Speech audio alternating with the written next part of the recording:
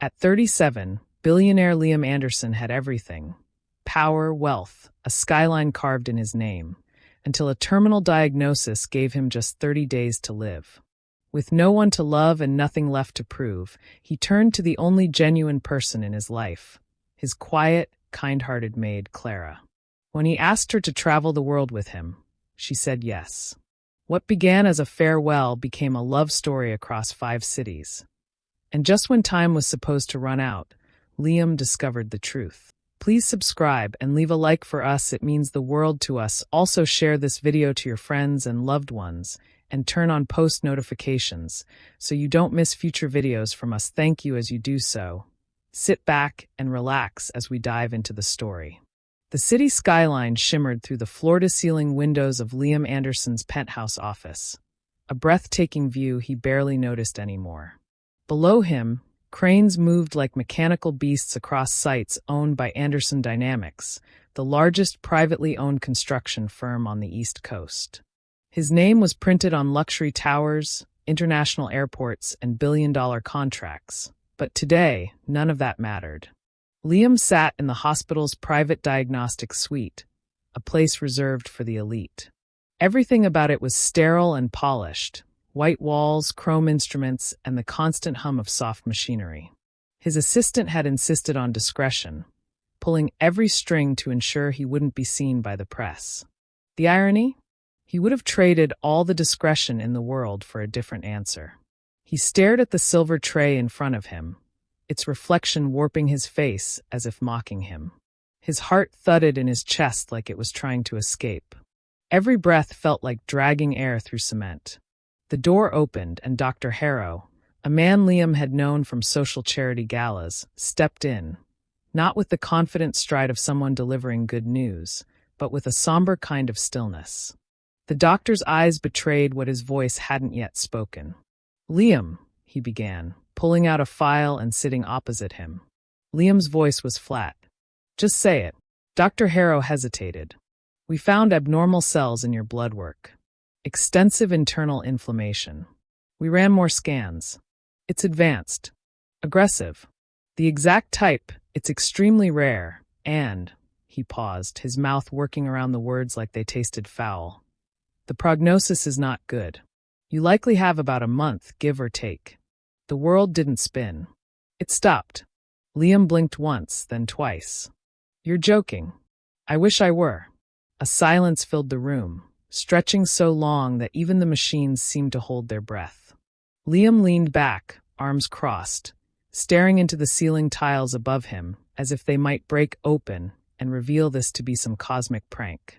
"I'm 37, he said slowly, as if it were a fact that alone could defy death. Dr. Harrow nodded, his face drawn. "I know, and I'm sorry.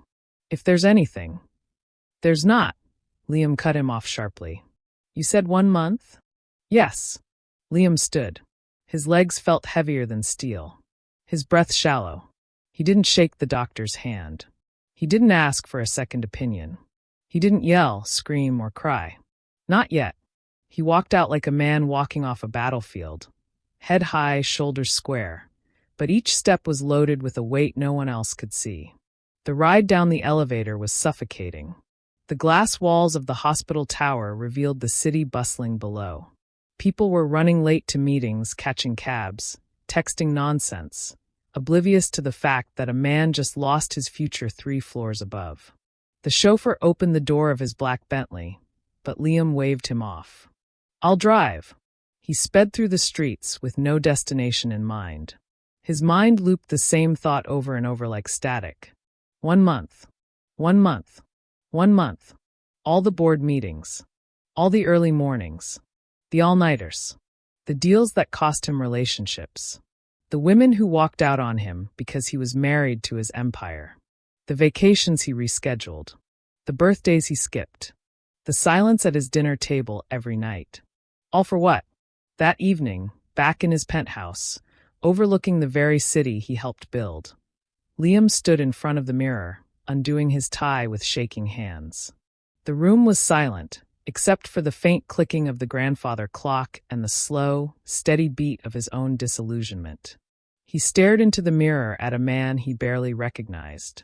The perfect suit, the carved jaw, the Rolex on his wrist, it all looked theatrical now. Like a costume. As if he'd been playing a role so convincingly. Even he forgot it was an act. He sat on the edge of his massive king-size bed and allowed the silence to swallow him whole. He didn't answer the door when his assistant called. He didn't eat. He didn't speak. He lay there for hours, staring at the ceiling, the city glowing faintly outside the blackout curtains, and thought. All this for 30 days? It was a cruel joke, one he wouldn't find funny until much, much later. The steel and glass doors of Liam Anderson's penthouse hissed shut behind him. He didn't remember taking the elevator up or walking through the marble foyer. His mind was fractured, suspended somewhere between denial and despair. The silence inside his mansion felt heavier than usual, as if the walls themselves had learned of his death sentence and were grieving in their own cold, architectural way. No assistants followed him in. No managers, no lawyers. Just the echo of his designer shoes across the polished floors. He walked straight to his master suite, the crown jewel of the penthouse, spanning nearly half the top floor. Floor-to-ceiling windows overlooked the glittering skyline. A built-in fireplace glowed gently, triggered automatically by motion sensors, but the warmth did nothing to reach him. He tossed his blazer onto the arm of the velvet chair, yanked off his tie, and collapsed onto the bed without bothering to remove his shoes. The clock on the wall blinked 9:42 p.m. Time had never felt more like a cruel joke. Day 1. Liam didn't get out of bed the next morning, nor did he respond to the buzz of his phone. Calls came in from investors, board members, friends from the golf club, but they were all the same voices who loved him for what he had, not for who he was. They could wait. The only sound he heard all day was the occasional distant hum of the elevator as staff moved about the building, delivering meals or changing linens. His home, usually a buzz of controlled, curated activity, had now become a mausoleum.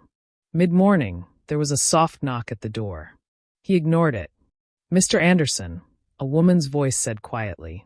"It's Clara. I brought your breakfast." No response. After a moment, he heard the tray being set down gently on the console table near the door, the silverware clinking softly against the china.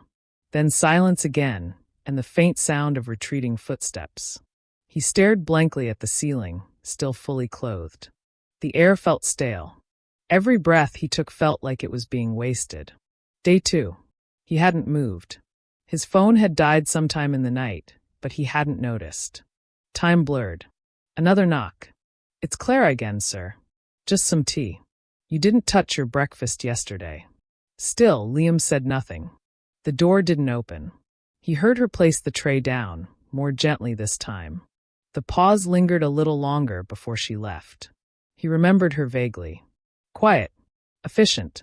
Maybe in her 30s. Hired years ago through a luxury staffing agency. He couldn't recall if she had children. He didn't even know her last name. And yet she came. Not once, but again. That evening, she returned for a third time, this time with dinner. She didn't knock. Instead, her voice came through the door like a whisper.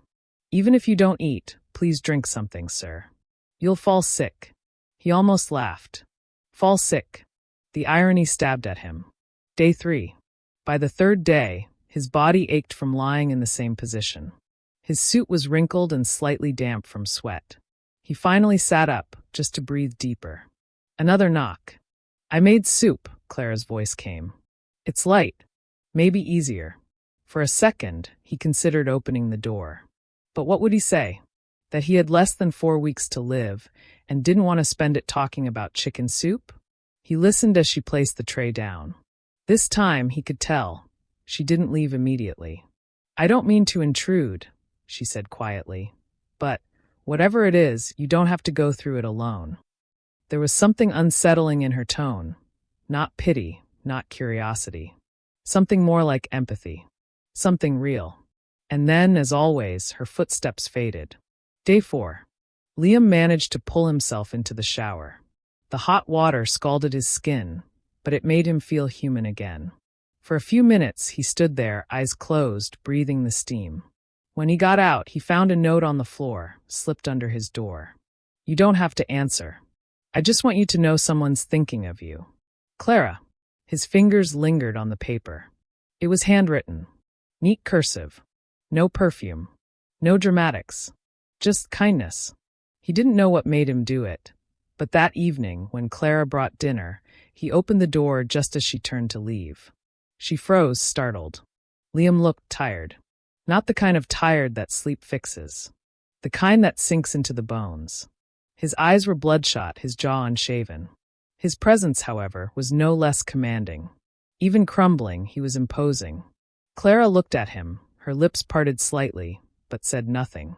He finally spoke. Why do you keep coming back? He asked.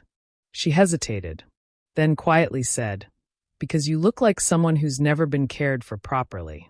The answer landed in his chest like a slow-burning match. It wasn't the kind of thing one could respond to easily. He nodded once, took the tray, closed the door. But the door had opened, metaphorically. Day 5. The morning sun bathed the penthouse in a golden hue, filtering through the sheer curtains and casting long shadows across the stone floor. For once, the light didn't feel cold. Liam Anderson stood by the window, sipping tea that had long gone lukewarm. The same man who once conducted million-dollar deals with unwavering poise now looked strangely human. Barefoot, in soft gray slacks and a loose cotton shirt Clara had neatly hung outside his closet. His once stern features were softened, drawn by exhaustion, but his eyes were no longer empty. They held something, uncertainty maybe, or a sliver of hope. The knock on the door was gentle, almost unsure. Come in, he said. Clara stepped inside, careful and composed as always. She carried a fresh tray, eggs, toast, fruit, and black coffee. She paused, surprised to see him upright, dressed, alert. You're up early, she said, setting the tray down on the low table beside him. I didn't sleep, he replied, not looking at her. Too many thoughts. She glanced at him, unsure if it was a cue to ask or stay silent. She chose the latter. She poured his coffee with practiced grace, then turned to leave. Clara. She stopped mid-step. He turned around to face her. His expression was calm, but there was tension behind it, like a dam about to crack. I need to tell you something, he said. But you can't interrupt until I finish. Can you do that? Clara nodded slowly, sensing the gravity in his tone. Liam exhaled, walking toward her as if each word required effort. I've spent most of my life building an empire, he began. Working from sunrise to midnight. Chasing numbers. Buying silence with money. Flying first class to meetings I didn't want to attend. And somewhere along the way, I forgot what it meant to live. He swallowed hard. 5 days ago, I was told I have 1 month to live. Terminal. Irreversible. You were the first person I saw after hearing it. I hadn't noticed you before, not truly, but you kept showing up. Bringing food. Speaking softly. Leaving me space. You didn't ask for anything. Clara's lips parted, but she kept quiet. I realized something yesterday, Liam said, stepping closer. That in this whole world full of people pretending to care, you were the only one who never did. You just were kind. And I don't want to spend my last month being pitted or stared at by doctors or surrounded by lawyers trying to figure out who gets what. He looked directly into her eyes now. I want to travel. To see things I never saw. Do things I never let myself do. Laugh, cry, fall into rivers, get drunk on rooftops. I don't know. I just want something real before I go. Silence fell between them like snow. Then, almost timidly, Liam said the words. Clara, will you travel with me? She stood still, absorbing every word. Her hands hung at her sides, clenched ever so slightly. Her breath caught. Her heart pounded. Her mind spun. Travel? With a man like Liam Anderson? She looked at him. Not the billionaire, not the boss, not the polished figure who walked past her every morning without so much as a nod. This was someone else entirely. Raw. Fractured. Human. Why me? She asked, her voice just above a whisper. He smiled, not the smug grin of a businessman, but the kind of smile that carried weariness and truth. Because you don't need anything from me. Because I don't scare you. Because for the first time, I want to be with someone who sees me. Not the title, not the bank account. Just me.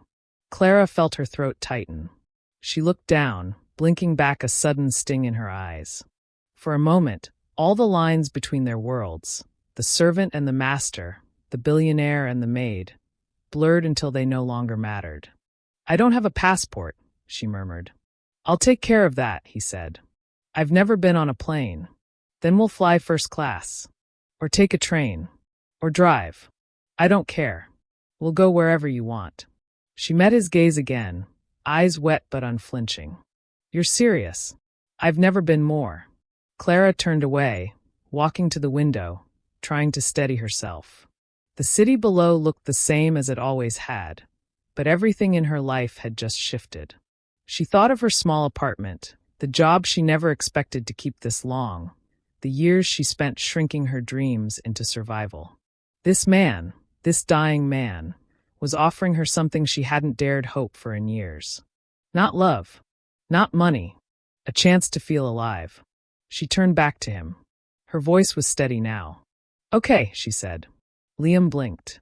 Okay, I'll go with you, she said, a faint smile tugging at the corners of her mouth. One condition. What's that? You let me choose the first city. He grinned, heart pounding for the first time in days. Not from fear, but from something dangerously close to joy. You've got it. That night the planning began. Not with maps and reservations, but with laughter. Clara taught him how to make empanadas in the marble kitchen he'd never once cooked in.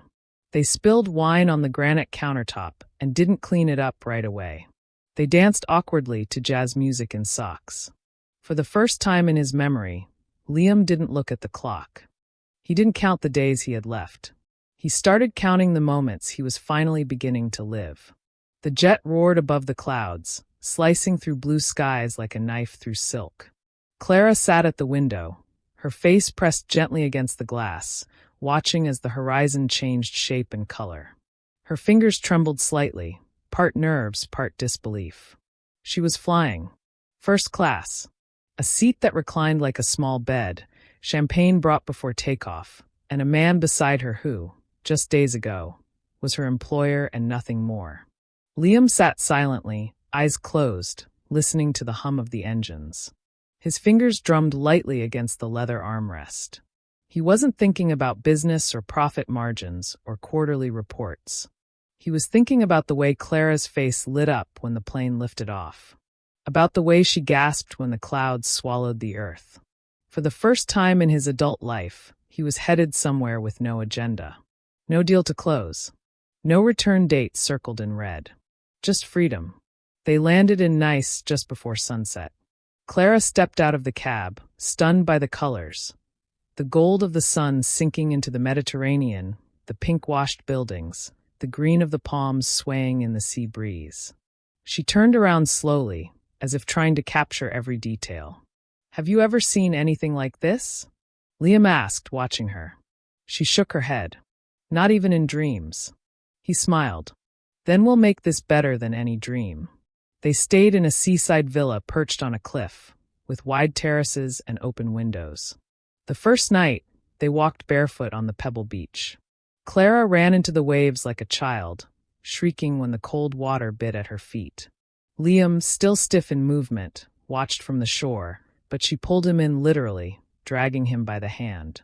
They laughed. Real laughter. Later, they sat on the terrace with a bottle of wine and a basket of warm baguettes, their legs tangled beneath a blanket, the sea whispering in the distance. I've never done this, he admitted. Walked on a beach? Clara teased. No. Relaxed. She looked at him, more serious now. Then let's do it again tomorrow. They arrived in Kyoto during cherry blossom season. The city was painted in soft pinks and whites, the petals falling like snow. Clara wore a simple cotton kimono gifted by a kind innkeeper. Her hair was pinned up with delicate sticks, and her cheeks flushed when Liam looked at her for too long. I feel like a different person, she said one evening, walking beneath the trees. You are, he replied. So am I. They visited ancient temples, bathed in hot springs, and ate noodles from steaming bowls in tiny wooden shops. Liam learned to let go of control. He stopped checking his watch. He started listening to sounds, to stories, to her. They wandered into a tea house one rainy afternoon and were invited to join a traditional ceremony. As Clara knelt gracefully on the mat, following the ritual, Liam watched her with awe. She was composed, curious, radiant. And he felt alive. The pace shifted in Nairobi, faster, louder, warmer. They stayed in a lodge just outside the city, close to the wild. In the mornings, they watched elephants drink from a watering hole. In the evenings, they danced with locals to drumbeats and laughter under the stars. It was here, on a jeep during a dusk safari, that Clara placed her hand over Liam's without words. Just warmth, reassurance. He turned, met her eyes, and didn't let go. That night, they lay together in a canvas tent, wrapped in mosquito netting and moonlight. He touched her like a man seeing a body for the first time, not lustfully but reverently. They made love slowly, with trembling hands and whispered promises neither dared speak out loud.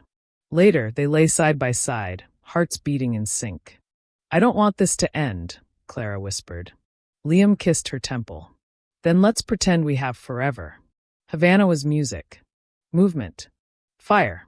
They rode in vintage cars, danced on rooftops, and drank mojitos under string lights. Clara's laughter became louder, freer. Liam's smile came quicker, easier. He bought her a red dress from a street vendor, a silky, flowing thing that clung to her curves. When she wore it that night to a local jazz club, he couldn't take his eyes off her.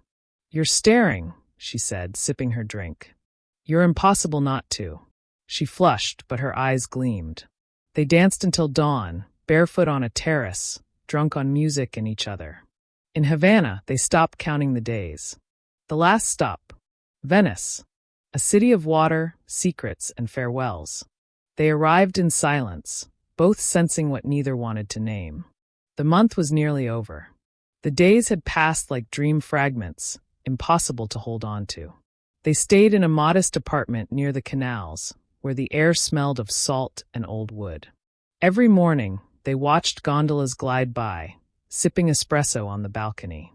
Every night, they kissed like it might be their last. They didn't talk about the diagnosis. But when the second-to-last day came, Clara broke. "I can't do this," she said softly, staring at the ceiling of their little bedroom. Liam sat up beside her. "Do what?" "Say goodbye to you." He swallowed hard. "Then don't." She turned toward him, eyes glassy. "But I have to." He pulled her into his arms, held her as she sobbed into his chest. "I don't know what happens next," he whispered. "But I know this, these days with you, they were worth it. Even if I only had them once." That evening, they walked to the edge of the canal, sat by the water, and made no promises. Only memories. The wheels of the jet touched down with a soft, rubbery groan, marking the end of their journey.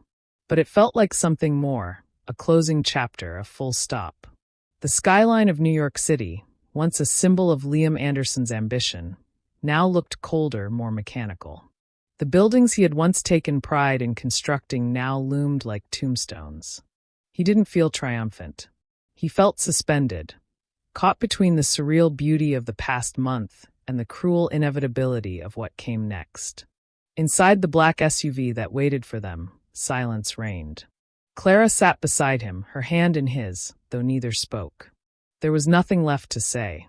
What could be said in the shadow of a ticking clock? They arrived at the penthouse. The same doorman who always greeted Liam gave him a half-smile, unaware that the man returning home had been rewritten entirely. The elevator ride felt longer this time. Clara stepped into the familiar marble foyer, now feeling like a stranger in a house she'd once worked in daily. Everything was exactly where it had always been, immaculate, soulless, sterile. She noticed Liam hesitate before stepping inside his bedroom. He stood in the doorway, staring at the place where he had first shut himself away. Clara gently touched his back. "You don't have to go back there. We can stay in the guest suite." But he shook his head. "I need to see where I started, to remember what not to become again." That night, they didn't talk much. They didn't cook or dance or laugh. They lay together in silence, limbs tangled, the weight of time heavy on their chests. Morning arrived too quickly. Liam woke early. Clara was still asleep, her back rising and falling with shallow breaths, her hand resting on his chest like an anchor. He watched her, memorized her, the curve of her lips, the way her hair curled behind her ears. In his mind, he thought, "This is the last full day I'll ever hold her." He rose quietly, went to the living room, and sat with a journal. He hadn't written anything in years, too busy managing other people's thoughts, schedules, and expectations. But now he wrote, "To the woman who reminded me that I am not made of steel. To the month that taught me life is not measured in years, but in moments. If this is my end, then I am ending as I should have lived. Loving, watching, breathing." He signed it simply, L. Clara found him on the balcony, wrapped in a thick blanket, staring out at the city.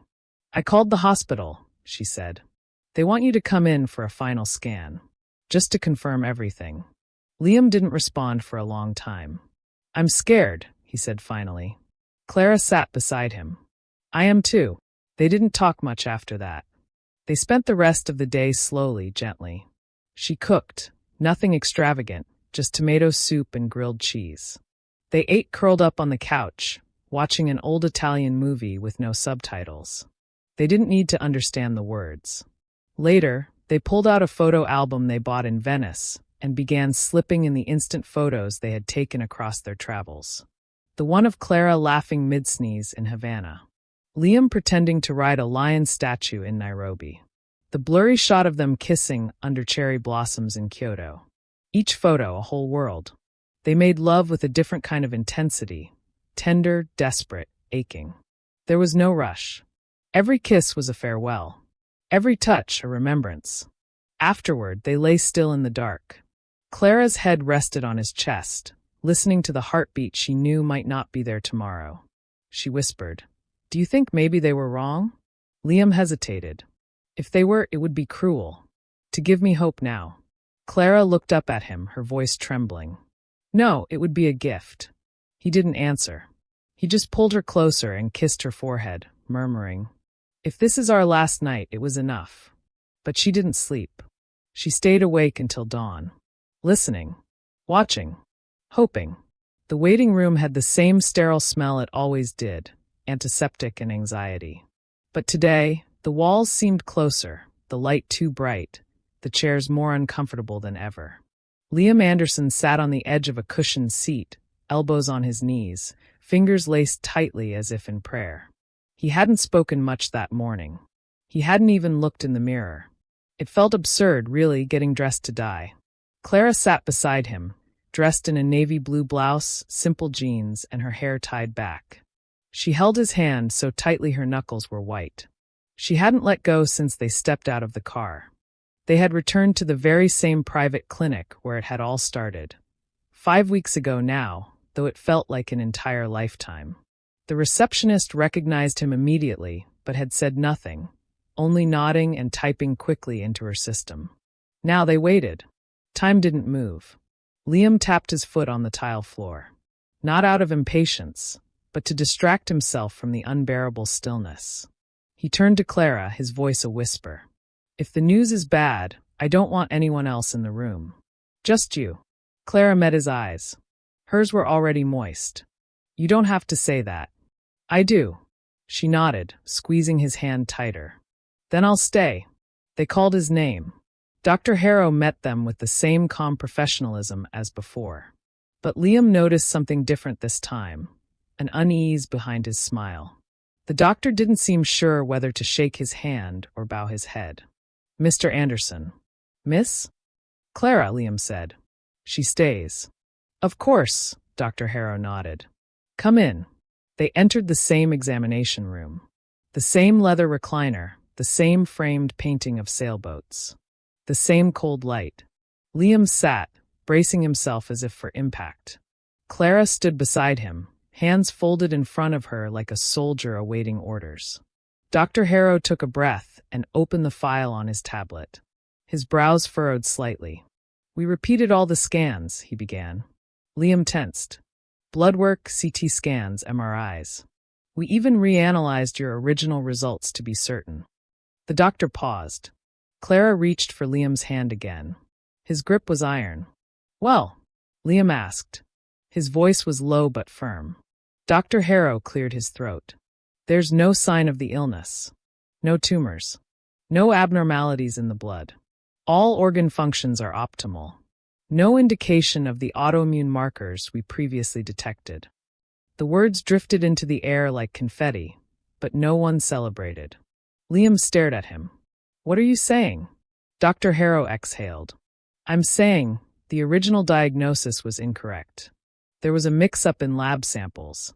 Your scans were cross-labeled with another patient's. I deeply, profoundly regret this. You're not ill. You never were. Clara gasped a soft, strangled sound. Liam didn't react. He blinked once. Twice. Then, so I'm not dying. No, Dr. Harrow said gently. You're in perfect health. Silence crashed into the room. Clara sat down heavily in the chair beside him, her hand over her mouth, eyes wide and shimmering. Her whole body shook. Liam didn't move. Not even his breathing changed. He was still. Dead still. They stepped out of the clinic like survivors of a car crash.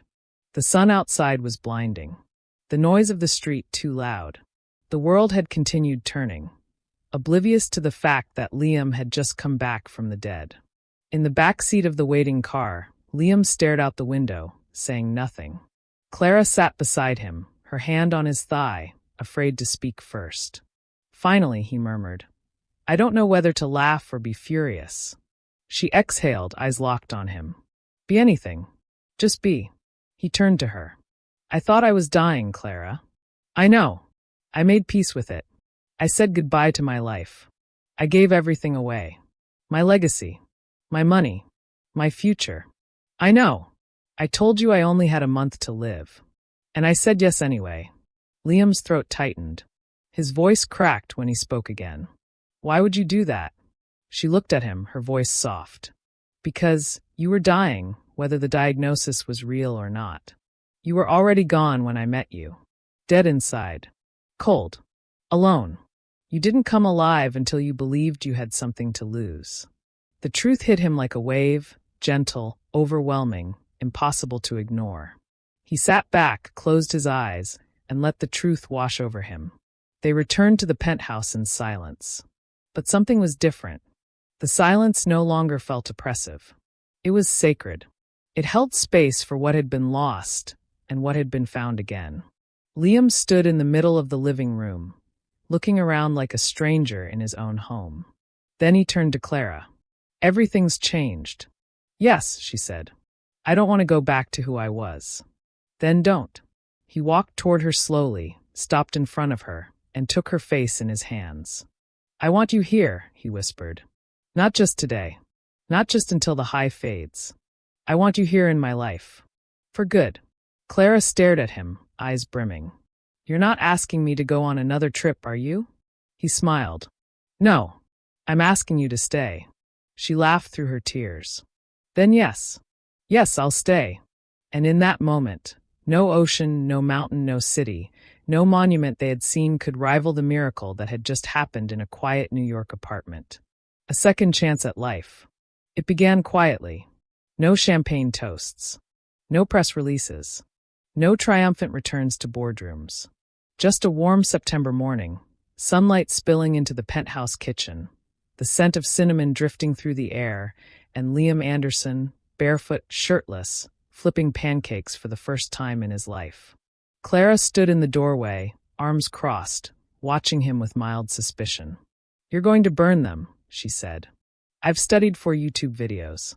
I'm basically a chef, he replied. He flipped the pancake. It landed halfway on the pan, halfway on the stove. Clara laughed, walked over, and took the spatula from his hand. Step aside, Gordon Ramsay. Liam stepped back, smiling as he watched her take over. He used to wake to emails. Now he woke to her. It had been 3 months since the hospital, since the miracle, since the second life began. He hadn't gone back to the company. In fact, he'd sold it. Quietly. Anonymously. The world speculated, the business pages exploded with theories, but Liam Anderson had vanished from the headlines. And he liked it that way. Instead, he built something new. Not with steel and concrete, but with intention. He founded the Last Days Foundation, a nonprofit dedicated to terminal patients who'd been given a timeline. But more than just treatment or care, the foundation funded experiences. A 10-year-old girl with leukemia went to Disneyland with her brothers. A lonely veteran with pancreatic cancer was reunited with his estranged daughter. A woman with ALS went on a cruise she never thought she'd see. Liam didn't just fund it. He showed up. Quietly. Often anonymously. Clara came with him every time. They met the people. Sat with them. Ate with them. Cried with them. And sometimes, just sometimes, the patients didn't die. Not because of medicine, but because someone had reminded them that life was still worth living. They married in spring. No media. No mansion venue. No gold-plated invitations. Just a small garden in Vermont. White folding chairs. Friends. A few of Clara's relatives. A few of Liam's oldest employees. No press. No board members. No empire. She wore a pale peach dress. He wore a linen suit. They wrote their own vows. "I don't promise forever," Liam had said, his voice thick with emotion. "Because we don't own time. I promise this. This breath. This morning. This choice, over and over again. And I promise," Clara replied, smiling through her tears, "to never let you forget what it means to feel alive." They kissed. People clapped. A string quartet played something soft. Later that evening, they danced under fairy lights. Just the two of them. Her head on his chest. His hands around her waist. No one asked for speeches. But Liam gave one anyway. He stood up, glass in hand, and looked around at the small crowd. "I was told once that I had 30 days left to live," he said. "And I believed it. I let go of everything, my company, my ambition, my need to be important. And in doing that, I finally found what was important." He looked at Clara. "I thought I was dying, but I was just beginning." 1 year later, they had a son. He came early. Fast. Loud. Healthy. They named him Miles, after the distance they had traveled to find each other, and the journey still ahead. Liam held him that night in the hospital room, Clara sleeping beside them. The baby's small hand gripped his finger tightly. "You have no idea," Liam whispered to his son, "how close I came to missing you." He kissed the top of his head. "I'm not wasting a single day." The penthouse was sold. They bought a brownstone on a quiet street lined with trees. No elevators. No valet. Just stairs, hardwood floors, and rooms filled with sunlight and life. Liam took up photography. Clara started writing short stories. They traveled often. Never for long. Just enough to keep the wind in their lungs. They still volunteered. Still showed up. Still sat by hospital beds with strangers. One morning, Miles, now 5, asked his dad, "How did you and Mommy meet?" Liam paused, then smiled. "Well," he said, lifting his son onto his lap, "I thought I only had a month to live, so I asked her to travel the world with me." Miles' eyes widened. "Did you die?" Liam laughed softly. "No, buddy. I lived." And so, he no longer counted money. He counted moments. Not the number of days he had left, but the number of days he had loved, laughed, learned. And every once in a while, when he looked at Clara from across the dinner table, her hair tucked behind her ear, her eyes crinkling from laughter, he'd whisper a silent thank you to whoever or whatever gave him that miracle. Not the miracle of being saved, but the miracle of waking up before it was too late. Thank you so much for listening to this story at Folklore Chronicles-k stories. And please, if you haven't subscribed to my channel, kindly click on the subscribe button, turn on the notification so when I post more stories like this, you'll be the first to get them. And if you're a returning subscriber, thank you so much.